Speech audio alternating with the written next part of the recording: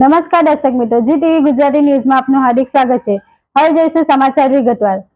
સુરતમાંથી વધુ એકવાર MD drugs ઝડપાયું છે। સલાબતપુરા પોલીસ ટીમે એક આરોપીને પણ ઝડપી લીધો છે, જેની પાસેથી 74,000ની કિંમતનો એમડી ડ્રગ્સ જપ્ત કર્યો છે। મળતી માહિતી મુજબ સુરતમાં સલાબતપુરા પોલીસની ટીમે રાજન સિમ્પિરિયા માર્કેટવાળા રસ્તા ઉપરથી આરોપી ખલીલ લુકમાન શેખને ઝડપી લીધો છે। 74,000 રૂપિયાની કિંમતનું 7.4 એમડી ડ્રગ્સ, રોકડા રૂપિયા 1900, એક મોબાઈલ ફોન મળી 80,900નો મુદ્દામાલ જપ્ત કર્યો છે। આરોપીને તેના પુત્ર તોસીફ ઉર્ફે સોનુ ખલીલ લુકમાન શેખ પાસેથી ડ્રગ્સ લાવ્યા હોવાનું કબૂલી લીધું છે। જોકે પોલીસે તેના પુત્રને વોન્ટેડ જાહેર કર્યો છે। સુરત શહેરના સલાબતપુરા પોલીસ સ્ટેશનની ટીમને ઇન્ફોર્મેશન મળી હતી કે સલાબતપુરા પોલીસ સ્ટેશન વિસ્તારમાં જે રાજહંસ એમ્પિરિયા કરીને જે છે માર્કેટ, એની બાજુમાં એક વ્યક્તિ મેફેડ્રોન ડ્રગ્સ એમડી લઈ અને આવી રહેલ છે અને ત્યાં ઊભો છે। આ પ્રકારની માહિતી મળતા પોલીસે ત્યાં જઈને તપાસ કરી હતી।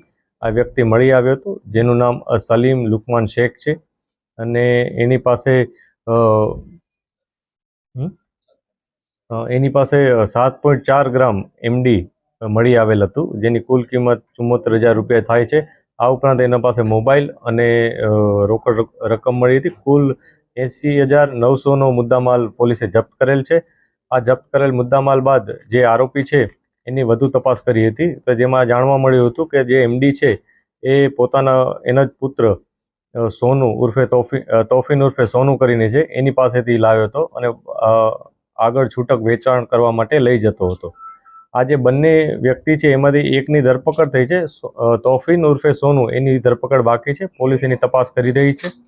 આ ઉપરાંત આ બંને વિરુદ્ધ અગાઉ NDPSનો ગુનો નોંધાયેલ છે અને આ ઉપરાંત એના ઉપર GP એક્ટ 135 વગેરે પ્રકારના ગુનાઓ પણ સલાબતપુરામાં નોંધાયેલ છે।